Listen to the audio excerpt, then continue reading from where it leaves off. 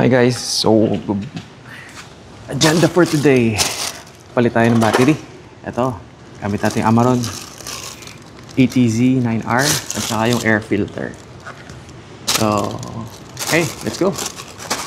First step natin dito, tanggalin mo natin to. Naluwagan na natin yan.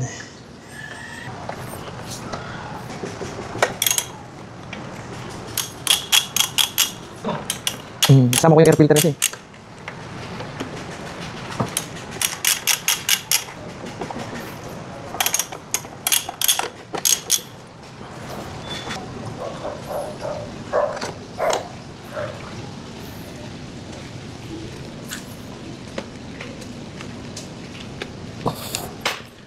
Ito belt. Yan.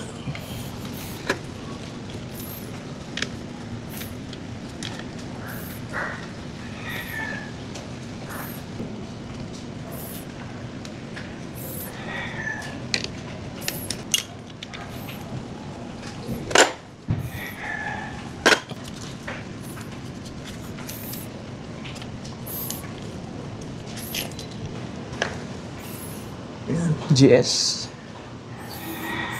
Okay.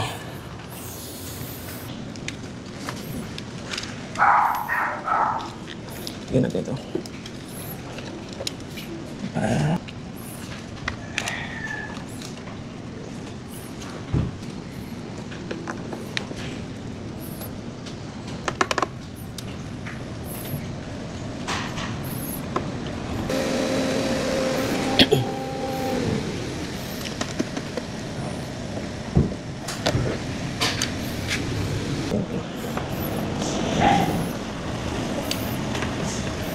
Mix ko lang.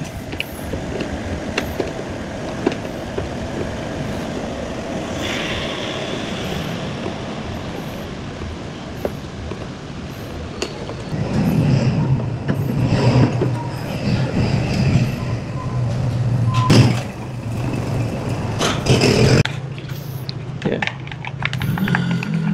Pagbukas ko ngayon, meron pa palang kagamba dito. May nakatago. Ayan, may gagamba. Ayan. Ito yung 13,000 mileage yan.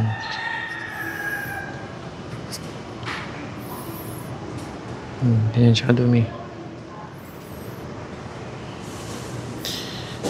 13,000 mileage. So, ito yung papalit natin.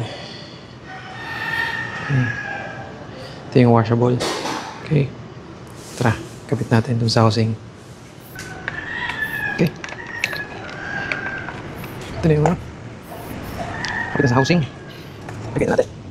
Make sure na malinis dito.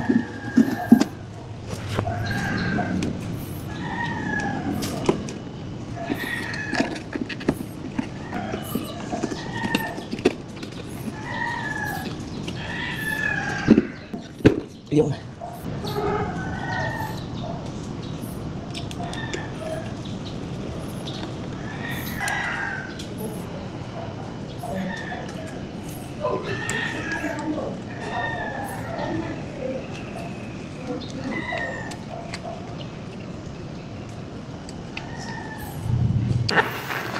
Okay, so ito yung battery natin.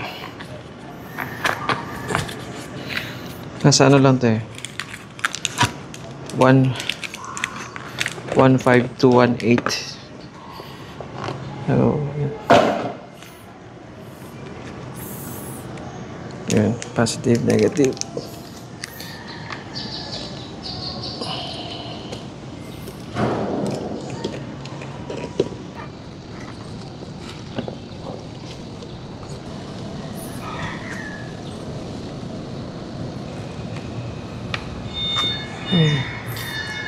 Sabay nyo yung ano.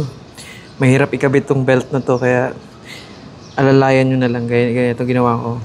Sabay ko siyang binababa. Parang ganun. Para may hook doon sa baba. Medyo tricky yung part na yan eh. Mahirap talaga yan. So anyway, yeah. Next step tayo. Kabit na natin yung terminal. Okay? Pero siyang shoot na to. Okay. Shoot na ganun.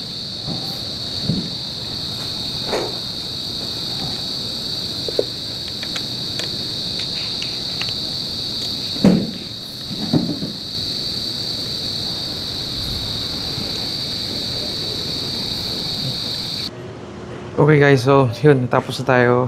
Actually, na-dead, but yung phone, so inabot tayo ng ano, next day. But anyway, ito, tapos na yan. Mas malaking konti itong Amaron, pero kasya naman yung seats ikabit dito sa ano, i-hook. Make sure lang yung mga wirings nyo nakatago. Kasi baka sumabit dito eh. So, yan. Medyo inayos ko muna konti yung placement ng mga wires.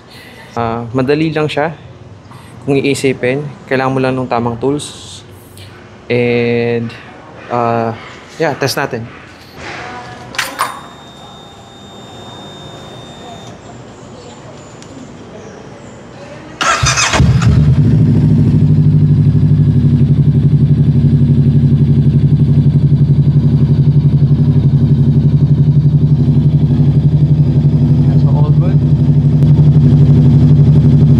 Start click.